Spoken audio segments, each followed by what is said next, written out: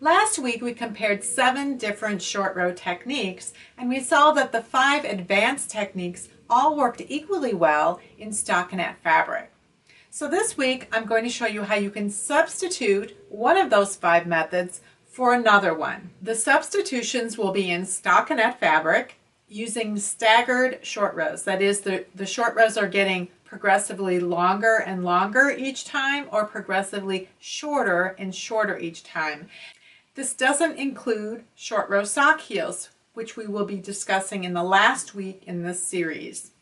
So the 5 advanced techniques we saw could be grouped into 2 families. In one family, when you make your short row turn, you trap a loop of working yarn across from the turning point. So there were 3 methods in that family. There was the wrap and turn short row, the yarn over short row, and the shadow wrap short row.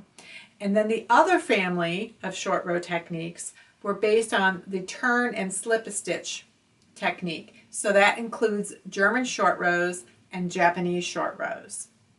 The first thing you need to look at is what is the technique called for in the pattern that I'm knitting, and what technique would I like to use. If both of those techniques are in the family of short row techniques that anchors a loop of yarn across from the turning point, that is, if they are a wrap and turn, a shadow wrap, or a yarn over short row, and the technique that you want to substitute in is also one of those 3, then you can just substitute in the pattern following the directions. If it says wrap and turn, you can do your shadow wrap method of making a twin stitch, or if it's a yarn over short row that's called for, you can just substitute in the wrap and turn instead.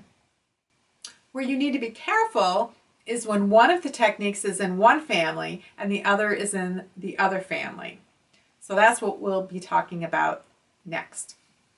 The first rule is that you will always be turning on the same exact stitches. So what do I mean by turning at the same point?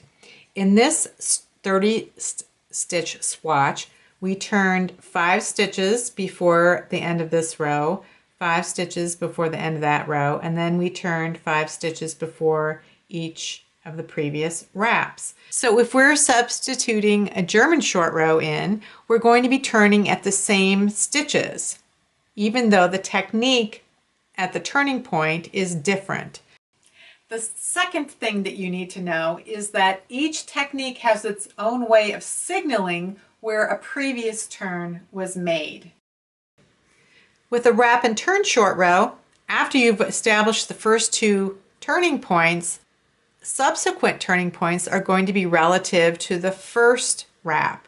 So you will turn here 5 stitches before the previous wrap. But in a German short row, you'd be turning 4 stitches before the previous double stitch. So if you're substituting in German short rows, you could make a note that as short rows get shorter, you work 1 stitch less than what it says for a wrap and turn, or you could count by counting your double stitch as stitch number 1. You count 1, 2, 3, 4, 5, and then you know that that's your turning point.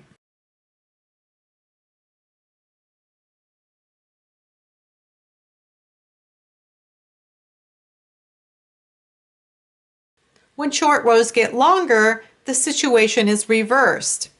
You might work 4 stitches past the previous wrap, which is 5 stitches past the actual previous turn.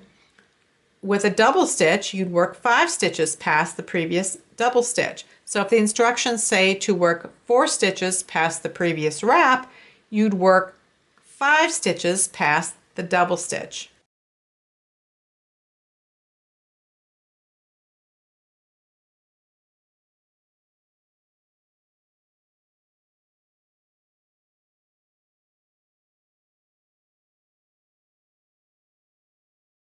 So in this instruction right here, you always use the first row instruction just as it is, regardless of what it says. In this case, it says knit 75 stitches, then wrap and turn. So you could, if you could either have something that's 75 stitches wide, or you could do something like this and know that this is stitch number 75. And then if you're supposed to wrap that next stitch, you can write a W in the box next to this. But if you want to use a German short row, you can put some kind of symbol in there like P for pull over, so that you know where that double stitch would be in relation to this stitch 75. So the next row here says purl 12. So it was knit 75, wrap, and then it says purl 12. So you'd be purling this stitch 1, 2, 3, 4, 5, 6, 7, 8, 9, 10, 11, and here's 12. So if you are substituting a German short row, you're going to count your double stitch as you create your double stitch is number 1, and then you get up to 12. So you're turning at this point no matter what. This would be a wrap here, but it would be a double stitch here. So now the next instruction is to work 7 stitches past the previous wrap, picking up the wrap as you go. So you're going to go all the way. So here's the wrap, and here's 7 stitches past it. 1, 2, 3, 4, 5, 6, 7. And then you're supposed to wrap and turn again. So that would be a wrap there, or that would be a pull over. And then you purl 7 stitches past this previous wrap. 1, 2, 3, 4, 5, 6, 7. So either this would be a wrap stitch or this would be a pulled over. And it's going to tell you to keep repeating this back and forth. So what you can tell from this is, okay, well, after I do my first German, my double stitch here, and I work to my second setup row and I do my double stitch, I'm working, here's my double stitch, I'm actually working 8 stitches past my double stitch because there's another stitch here. So you can write in your pattern, oh, I'm not working 7 stitches past the wrap, I'm working 8 stitches past the double stitch. And then I turn and I create my double stitch.